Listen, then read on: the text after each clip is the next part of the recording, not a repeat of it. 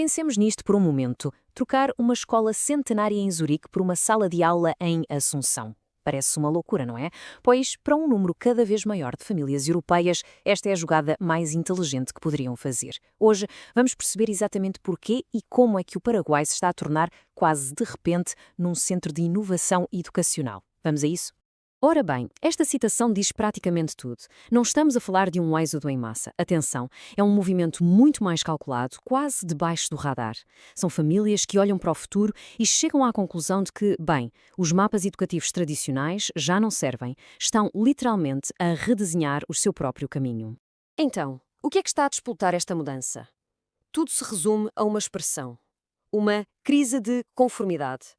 As mesmas estruturas que durante décadas fizeram do ensino europeu uma referência mundial, a tradição, a rigidez, o prestígio, estão agora a ser vistas como correntes.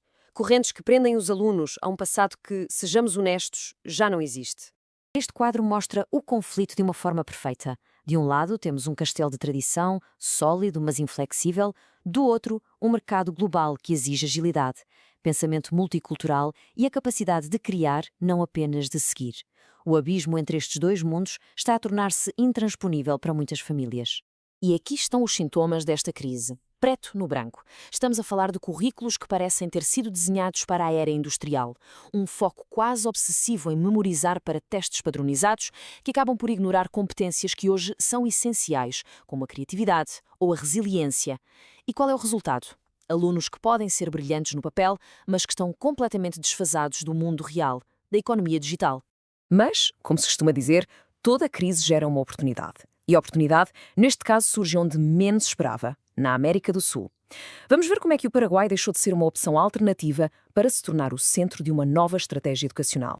E aqui está a grande mudança de paradigma. A escolha de uma escola deixa de ser uma decisão puramente académica. Torna-se um movimento estratégico, num tabuleiro de xadrez geoeconómico. A pergunta já não é onde está a melhor escola, mas sim onde é que vai estar o futuro. Mas então, porquê o Paraguai? Porque o país oferece uma combinação que é de facto única. Um crescimento económico robusto e consistente, um ambiente que acolhe o investimento estrangeiro e, talvez o mais importante, a sua localização estratégica como um verdadeiro centro nevrálgico no coração do Mercosul. É o cenário perfeito para quem quer construir pontes entre a Europa e uma das economias emergentes mais dinâmicas do mundo. E chegamos ao núcleo da questão. A solução. O que é que estas escolas estão a fazer de tão radicalmente diferente? A resposta está numa autêntica revolução curricular, que não foi pensada para o passado, mas sim para os desafios do futuro. Estes são os três pilares que sustentam esta revolução. Primeiro, o trilinguismo. E atenção, não é uma opção, é a norma, preparando os alunos para um mundo que já não tem fronteiras. Segundo, em vez de se focarem em exames nacionais, apostam em certificações que são reconhecidas globalmente, como o International Baccalaureate, o IB, que é um selo de qualidade universal. E ponto crucial, o foco está no saber fazer. Disciplinas como liderança, tecnologia e, claro, empreendedorismo não são atividades extra, são centrais no currículo. Isto diz tudo, não é? Em 2026, a fluência cultural será tão importante como a excelência académica. E estamos a falar de um futuro que está mesmo ao virar da esquina. A capacidade de negociar em São Paulo, de gerir uma equipa em Berlim e de inovar em Assunção não vai ser um extra, vai ser o mínimo exigido. Mas qual é, afinal, o retorno deste investimento? Esqueçamos a ideia de uma simples poupança nas propinas. O verdadeiro ganho é muito mais profundo e estratégico. Vamos ver.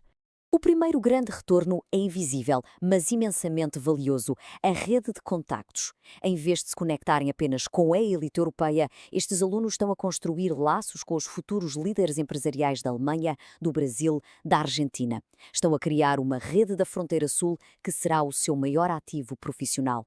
E depois, claro, há a parte financeira.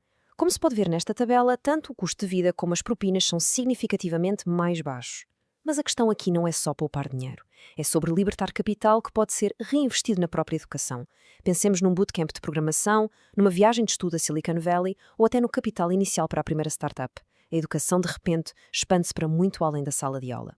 Tudo isto leva-nos a este conceito de ROI educacional amplificado.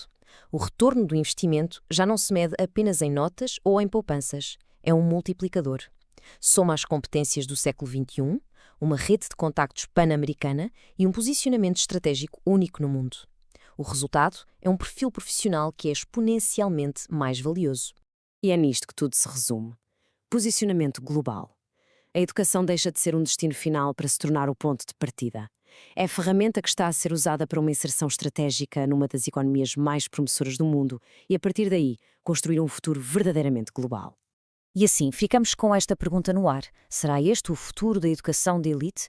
Um futuro onde a estratégia global vale mais do que a tradição centenária? A resposta, ao que parece, está a ser escrita neste preciso momento em salas de aula em Assunção. Muito obrigado por nos terem acompanhado.